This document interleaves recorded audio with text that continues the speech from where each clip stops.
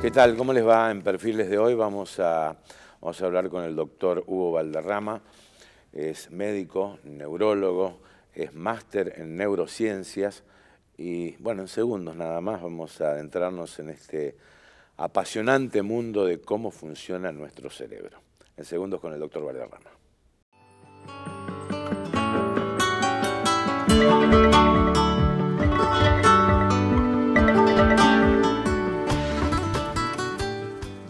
¿Qué tal, Hugo? Un gusto, ¿no? Igualmente, un placer. Muchas gracias. ¿Cómo surge tu vocación, digamos, primero por la neurología y después específicamente el tema de neurociencias? Bien, bueno, lo dijo recién. ¿Yo? Claro, porque ¿a quién no le puede apasionar cómo funcionamos? Y eso es lo que me atrajo a la neurología. ¿Sí? Yo empecé a ver cuando estaba estudiando medicina, en realidad casi que ingreso a medicina por neurología, sabiendo que algo iba a ser relacionado al estudio del cerebro. Sí. Y el hecho de preguntarse cómo funcionamos te lleva a otra pregunta y es otra pregunta, Sí. y eso te lleva a estudiar. Y medicina además, como yo hago atención clínica, me da el pragmatismo de poder colaborar y ayudar al otro en forma directa. Entonces se combinan las dos cosas. O sea, por una parte uno imagina algo enigmático y por otro lado algo muy complejo, ¿no? De cómo... Es un sistema, el cerebro es un sistema clasificado como complejo. Como complejo, ¿no? Porque tiene muchos componentes, y no solamente por la cantidad de componentes, sino la interrelación entre esos componentes es totalmente móvil. Va fluctuando, se va adaptando. Entonces lo hace un sistema muy complejo. Y, digamos, el funcionamiento de nuestro puede condicionar nuestro comportamiento humano desde el punto de vista humano o no. Sí, O sea, conocer cómo funcionamos determina algún tipo de conducta en lo que hacemos o dejamos de hacer, ¿sí? Sí, sí tendría que ayudar. ¿Sí? Como toda máquina, o sea, el no conocer cómo funciona una máquina es más complejo aplicar para qué sirve esa máquina en la vida real. Bueno, nosotros está pasando lo mismo. De a poquito vamos entendiendo cómo funcionamos, ¿sí? Y nos da la posibilidad de adaptar eso, corregirlo, modificarlo, entendiendo primero en esta cuestión de que hizo un cambio de paradigma la neurociencia, que es que nuestro cerebro es plástico, de que nosotros tenemos una base genética, pero que el ambiente, la interrelación, la sociedad, los estímulos lo moldean continuamente. Y por otro lado, por eso es un sistema complejo, además de ello también tenemos la capacidad de decisión propia sobre esos estímulos, ¿sí? Si tenemos opciones, las tomamos. Entonces eso va construyendo nuestra conducta, y entender esta base que estoy hablando ya cambia el hecho de cómo somos. Era muy frecuente de escuchar antes, fulanito de tal es muy bueno para algo, cuando son chiquitos, Sí. o es muy inteligente, o no es tan inteligente. Y en realidad eso se cambió porque la base para modificar y crear conexiones la tenemos todos. Ahora, somos cerebros y también somos corazón, ¿o no? Depende. Tengo entendido que antes en el antiguo Egipto vaciaban el cerebro en las momias porque creían que la racionalidad estaba acá, claro, y no en la cabeza. No, eso ya cambió. Ya el cambió. Primer año de medicina, ahora el plan cambió, el plan nuevo, Sí. no sé si sigue estando como materia. Nosotros teníamos un año entero de la materia física. Sí. Y estudiamos al corazón como un sistema de bombeo que es... Sí, pero estoy hablando metafóricamente del corazón, No, está perfecto. Como sentimiento, digo, ¿no? Sí, pero esa metáfora, Sí.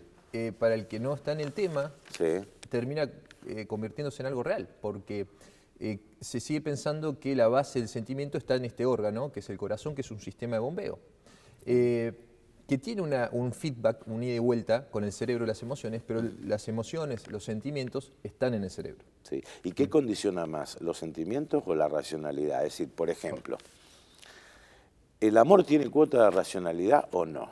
¿O es un sentimiento? A ver. Bien. Te voy a llevar. Sí, no, está perfecta la pregunta. Sí. Sí. ¿Qué fue pasando? ¿Cuál es la revolución que pasó más o menos? Empezó en la década del 90, que se llamó década del cerebro. Que todas estas preguntas, ahora podemos poner el cerebro ese que está enamorado en un resonador, que es un aparato que ve cómo se prende y se apagan neuronas en un momento determinado frente a un estímulo determinado. Entonces, más allá de los conceptos abstractos, ahora uno puede ver en el cerebro cómo está funcionando en ese momento.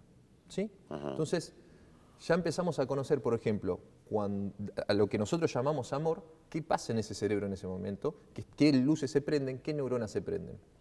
La primera parte del amor, que tiene que ver con una cuestión de atracción directa, se liberan determinados neurotransmisores, que es lo que conecta a las neuronas. ¿Sí? Sí. Por ejemplo, la dopamina. Eso genera una sensación de atracción y placer. Ahora, cuando se establece una relación y se afianza, más que nada a largo plazo, se liberan otras sustancias, como la oxitocina. Ajá. Fíjense qué interesante, porque la oxitocina también está presente en realidad durante y luego del embarazo. Cuando nace el bebé, inclusive se estimula con la succión del pezón, se libera oxitocina. Y eso genera un mayor apego entre el bebé y la madre. Ajá. ¿Sí? Entre ambos. Entonces, ese mismo apego es una etapa que ya no solamente es un amor como el del enamorado que está atontado por esa dopamina previa, sino que ya es una cuestión más estable y genera un lazo más duradero. Fíjense por eso, cómo podemos explicar cuestiones, conceptos más abstractos en una cuestión más puntual. No significa que no estemos cerrados en que lo que nosotros llamamos amor son esos neurotransmisores, porque, a ver, que yo vea los neurotransmisores no significa que esté diciendo lo que vos interpretás de amor. Yo te digo lo que veo en ese momento con lo que vos sentís. Está bien. Eso es así. Después, ¿cómo le llamamos a ese concepto? Es más complejo. Sí, sí. ¿Me entienden lo que digo? Sí, sí, sí. Entonces, pero en términos generales, ¿cómo se hace entonces en la ciencia para decir, a ver, estamos hablando lo mismo? Se analizan muchas personas que dicen, estoy enamorado, y a todos esos cerebros se los estudia. Por ejemplo, viendo imágenes en vivo, o hay otros métodos, muchos métodos más. Hay métodos químicos dosando neurotransmisores, ¿sí? Las sustancias que están en el cerebro conectando neuronas en ese momento. Son formas de estudio pragmáticas desde la biología, pero yo siempre digo que no por eso es reduccionista, sino que es un complemento, son herramientas que ayudan a entender. Y uno puede predisponer desde este órgano tan complejo que es el cerebro, predisponerse, por ejemplo, a la felicidad, al pesimismo, al optimismo. ¿Esto uno lo puede predisponer desde el cerebro o no? ¿O es algo intuitivo, natural? Si hay un libre albedrío sobre eso. Sí. Todas preguntas que hace siglos que la estamos haciendo, ¿no? Sí.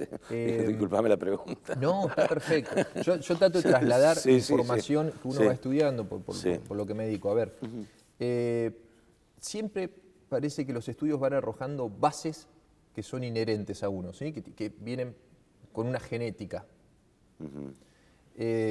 Inclusive es muy gracioso porque el que estudia y se dedica a la ciencia plena, está todo el día haciendo investigación y se dedica a conductas humanas, algunos tiran porcentajes. La felicidad es 50% genética, otros dicen 25%. Lo cual, ya que tirar porcentajes ya suena, ahí sí suena un extremo en la biología, ¿sí? Pero lo que sí están todos de acuerdo es que nadie dice 100% genética. No. Nadie. Entonces es una mezcla entre lo que somos, como venimos, y lo que nos construimos. Entonces la toma de decisiones, el optimismo de decir cómo yo veo las cosas o el pesimismo, es una relación de ambas. Sí. Es una predisposición a cómo yo veo las cosas y cómo me forman y cómo me formo. Sí. Entonces nosotros tenemos un lóbulo frontal, que es más que nada la parte más adelante prefrontal, que nos distingue de los restos de los animales, porque tenemos la capacidad de abstracción y ver más allá de un estímulo físico. Ahí están también los frenos inhibitorios de uno. También están los frenos inhibitorios. Por ejemplo, frenarse, el optimista, una de las capacidades que tiene es una buena capacidad de freno frente a un estímulo negativo. Es decir, entiendo esto, entiendo las consecuencias, son parte de lo que llaman funciones ejecutivas. Entender un problema, planificar, ejecutar y evaluar. Claro. ¿Sí? Y al último de esa evaluación está el control inhibitorio. Es decir, bueno, si me fue mal, tengo la capacidad de control inhibitorio, es decir, tengo que poner freno, que mis neurotransmisores asociados al pesimismo, por ejemplo, disminuye la serotonina, tratar de regular eso conscientemente y decir, no, tengo otras opciones, tengo que volver a planificar. Eso es el trabajo, por ejemplo, del optimista. ¿Sí? Claro. No, se utiliza también en algunos deportes donde uno antes dice, bueno, esto me tiene que salir bien. o este golpe me tiene que salir bien. Te predispones a que salga bien, ¿no? Sí. Y generalmente sale bien. Lo que se llama la profecía autocumplida. La profecía autocumplida. Es así, inclusive puede ser una cuestión de momento, una cuestión de hábito. Un buen hábito, algo que es saludable, te lleva a otro hábito. ¿Sí? O sea que uno puede tener un hábito que podríamos decir optimista y que eso genere resultados optimistas o resultados positivos. ¿Sí? Es importante cómo te educan, cómo te forman ese cerebro para ver cómo vas analizando las cosas que te van pasando en la vida. Podés ver oportunidades o podés ver solamente fracasos. Tenemos sesgos, se llaman sesgos cognitivos. Tenemos, por momentos, depende de cómo nos fueron formando, la capacidad o incapacidad de ver cosas que otros no ven o que lo ven distinto. ¿Sí? Porque por eso es difícil definir optimismo o pesimismo. Sí. Yo lo que puedo decir es qué relación tiene el cerebro respecto a esas palabras. ¿Sí? Está bien. Entonces sí que hay estructuras relacionadas a eso. ¿Se entrena el cerebro, sí? Sí, por supuesto. ¿No? Se entrena la toma de decisiones que estamos hablando, se entrena el control inhibitorio, se entrena, a ver, es muy probable que le haya pasado que las primeras entrevistas, no sé cuándo lo ha hecho la primera, estaba nervioso. ¿Sí? Sí. Después, es el exponerse continuamente, el justamente proyectarse. ¿Por qué me pongo nervioso? Son cámaras, si digo lo que pienso no va a estar mal. Ese solo hecho de entender esa cuestión hace que se libere menos adrenalina y cortisol que están relacionados al estrés y que cada vez sea menos, inclusive transformarse después en una cuestión placentera una entrevista. Eso es un entrenamiento. Un entrenamiento que en este caso es como periodista, pero puede ser en cualquier función y cualquier trabajo.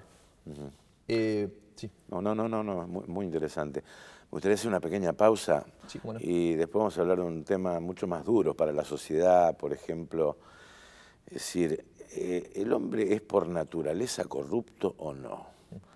¿O es un hombre bueno o la sociedad le pone los límites? ¿Cómo tolera la sociedad la corrupción? ¿Te parece? ¿Cómo no? Enseguida.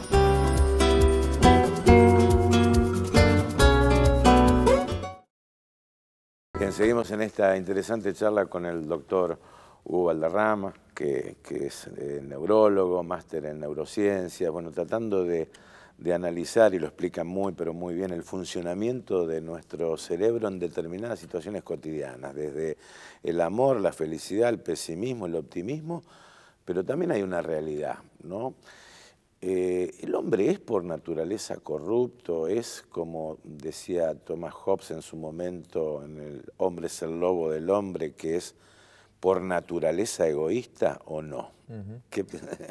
Bien. Eso es una... vamos después al concepto neurológico. Sí. A ver, y quizás relacionado a la biología, la antropología. Si uno se va a la antropología, en realidad el hombre se manejó siempre en grupos, por una cuestión de necesidad de evolución. Sí, naturaleza gregaria. Claro, porque social. a ver, si el grupo anda bien, yo ando bien. Y yo no puedo hacer todo, necesito de un grupo. Entonces, desde lo instintivo, estamos preparados para vivir en un grupo, en una sociedad. Ahora, esa sociedad puede ser muy amplia y ese grupo puede ser muy amplio y haber muchos grupos. Entonces, eso es de la antropología, en términos generales, porque hay miles de teorías. Respecto al ser humano, se está estudiando de vuelta lo mismo. A ver, ¿venimos con un concepto de moral ya genético impregnado en nuestro cerebro o no? Hay estudios muy interesantes, bien fáciles y pragmáticos. Sí. Se analizan a bebés con marionetas, títeres, muy chiquititos, 9 meses, y se hace una simulación de que un títere está jugando a la pelota, viene otro, le roba esa pelotita, y el bebé se pone mal.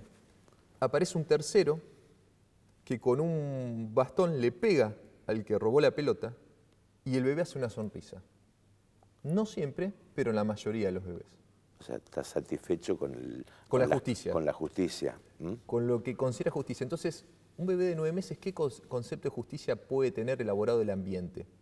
Poco. Los que hacen esas investigaciones empiezan a hacer conclusiones y decir, bueno, ya venimos con un concepto impregnado. Y esos conceptos moldean la conducta. ¿Sí? Ahora después, si tenemos ese concepto de justicia, ¿por qué hay personas que llegan a determinado nivel de corrupción o afectar tanto al otro, porque esa base ya es variable genéticamente, hay grises, no es blanco o negro, en todo hay grises, hay espectros. ¿Sí? Un bebé quizás le afecta menos y se ríe menos, otro o le siente placer por la justicia, otro un poquito más, otro un poquito menos, y a su vez esa genética distinta a su vez se va moldeando con el ambiente. Entonces, si vos nacés en un ambiente corrupto, desde el seno de tu familia, supongo que tenés esa mala suerte, Sí. De tu grupo alrededor también, y el país predomina eso, los puntos de anclaje se llaman, donde uno toma referencia y va creando conexiones, se guían de esa manera.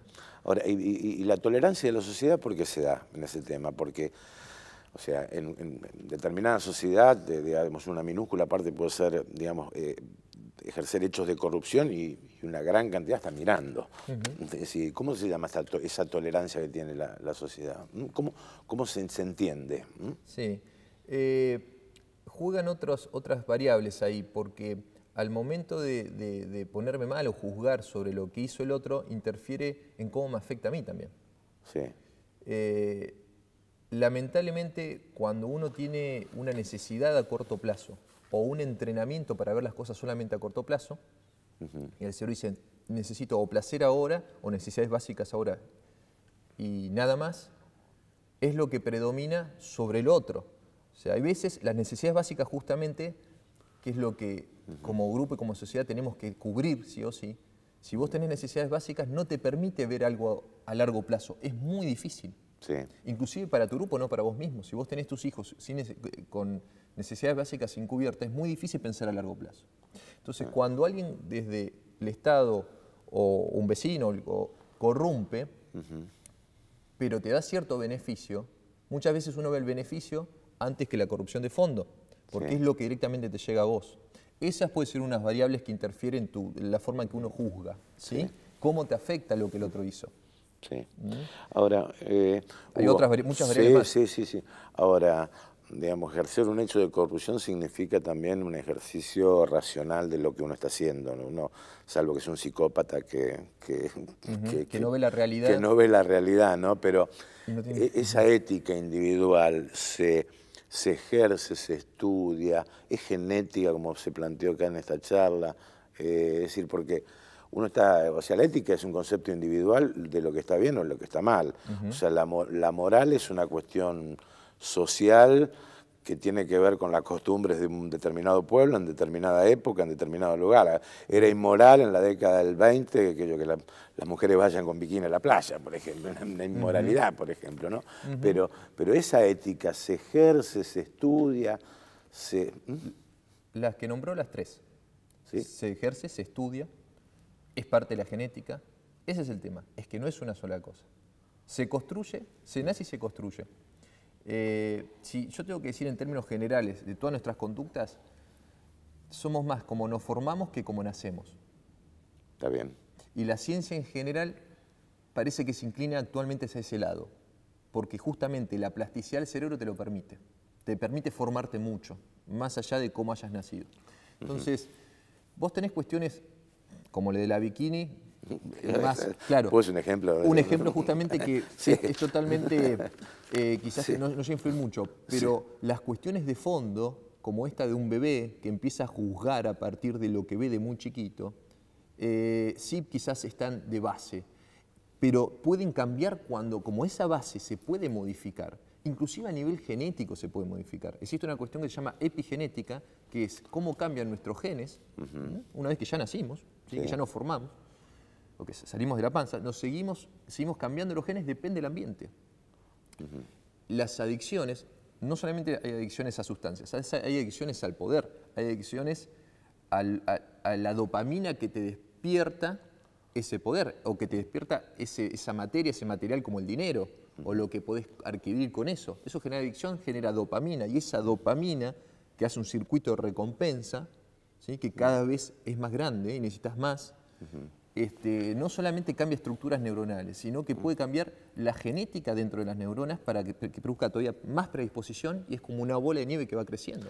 Sí, yo coincido plenamente, digamos, el factor ambiental tiene muchísimo que ver. Yo estoy convencido que digamos, gran parte de lo que uno es es la mesa familiar de todos los días, donde ahí puede aparecer el machismo, el nazismo, la discriminación, bueno, todos los males también, ¿no? Por eso la responsabilidad de entender, sí. claro, que un hijo no es, nació, ya está, yo prejuzgo en decir, tiene tales cualidades y ya está. Sino que justamente el tema de ser padre o tener a alguien a cargo es una responsabilidad porque yo voy moldeando a esa persona hasta que su lóbulo frontal empieza cada vez a entender más.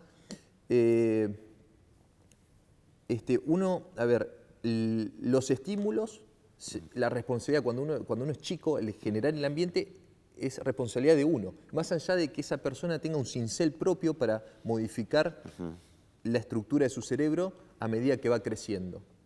Inclusive muchas cosas, cuando crecemos, volvemos a recordar la infancia y decís, ¿cómo puede ser que me hayan educado de esta manera? O qué bueno que me educaron de esta manera. Claro. Pero para eso tenés que llegar a esa etapa de observarse a sí mismo cómo fue mi infancia. Mientras tanto, cuando sos chiquito y ese cerebro se va generando y vas creando estructuras primarias en el cerebro a partir de lo cual va a empezar a observar las cosas, es responsabilidad del padre. Es una responsabilidad, es un trabajo, como cualquier otro.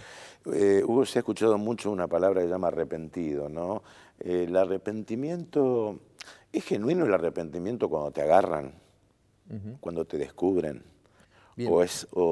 Hay que definir también ahí arrepentimiento. Arrepentimiento es una capacidad, una función mental, es una cuestión cognitiva, se llaman funciones cognitivas. Es un proceso, mejor dicho, en una función puntual, sino un proceso donde intervienen funciones cognitivas. Como lo es el lenguaje, la memoria, es un proceso. Ese proceso cognitivo puede estar o no asociado a una red neuronal que tenga que ver con la moral. Puede o no estar asociado. Uno puede arrepentirse de no haber quizás traído un abrigo porque el ambiente está más frío de lo que yo pensaba. ¿Sí? ¿Qué significa? Que evalúo las decisiones que tomé, vuelvo atrás y digo, no, tendría que haber traído otro pullover. Un pullover más, o un pullover que no traje. Desde eso tan banal, puede irse a algo más complejo y que quizás daña a otro. Claro. ¿Sí?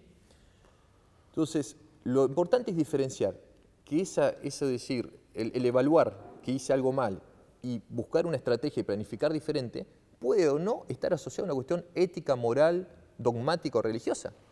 El pullover no tiene nada que ver con la moral y la ética, y me arrepentí igual. Entonces, cuando uno, en determinado caso, se somete a la justicia, el cerebro detecta un problema, estoy amenazado porque para el que se somete es una amenaza esa cuestión legal. Entonces empieza a planificar, evalúa y dice, esto hice mal. Si esto hice mal, tengo un nuevo problema, a ver cómo planifico para salir lo mejor posible. Sigue siendo una cuestión solamente cognitiva. ¿Sí? Puede ser de esa manera, o que en algún momento se ligue esa cuestión cognitiva a una causa moral y además diga, sí, la verdad que ahora, con las consecuencias que tuve, me doy cuenta que afecté a muchas otras personas. ¿Sí? Ojalá nos pase a todos cuando hacemos algo mal de eso, pero no necesariamente puede ser así, debe ser así. Uno puede arrepentirse si fue descubierto de no haber planificado bien ese ilícito. O su coartada. O la coartada. Sí. O uno puede, un ladrón, si no lo descubrieron y fue todo bien, puede arrepentirse de no haber robado más. ¿Por qué no tomé más? Y el cerebro planifica, vuelve atrás y dice, me arrepiento de no haber tomado más. Entonces no está necesariamente asociado ese arrepentimiento, esa evaluación y de volver atrás para planificar diferente a una cuestión moral o ética. Puede estarlo o no. Puede ser la causante o no. ¿Me siguen más o menos? Sí, te sigo perfectamente. Dijiste, hasta las ratas se arrepienten también. Eso es... Hasta las ratas se arrepienten, no lo digo una cuestión peyorativa, sino para entender lo básico de esa función cognitiva, que la tienen hasta las ratitas. ¿Sí? Se han hecho experimentos. En la Universidad de Minnesota, en Estados Unidos, hay un doctor que se especializa en estas cuestiones conductuales y morales, y estudia a las ratas, y se da cuenta que las ratas, por ejemplo, el experimento puntual era le doy determinada comida y le doy algo que no le gusta tanto en poco tiempo, o algo que le gusta más recorriendo un laberinto. Entonces algunas ratitas dicen, no, esto no me gusta, y empiezan a sentir olor y recorren el laberinto. pero como tardan mucho en llegar, empiezan a arrepentirse y dicen, ¿por qué no tomé la primera? Sí. Eso es un arrepentimiento, sí. Es una cuestión cognitiva y no tiene nada que ver con la moral y la ética de la rata. Ajá. Es una cuestión estratégica, inclusive se empiezan a activar, cuando se da cuenta de eso, ya mientras que va en el laberinto, empieza a activarse una función que dice, si me pasa esto otra vez y me ponen esa comida inmediatamente, la tomo porque tengo hambre. Ajá. Entonces, lo mismo puede pasar frente a la ley. Tengo una cuestión acá, un problema, necesito ver cómo reestructuro y me planifico y nada más. O puede haber determinada persona que por una cuestión moral o ética... Sí, le toca los sentimientos. Y se presenta inclusive solo.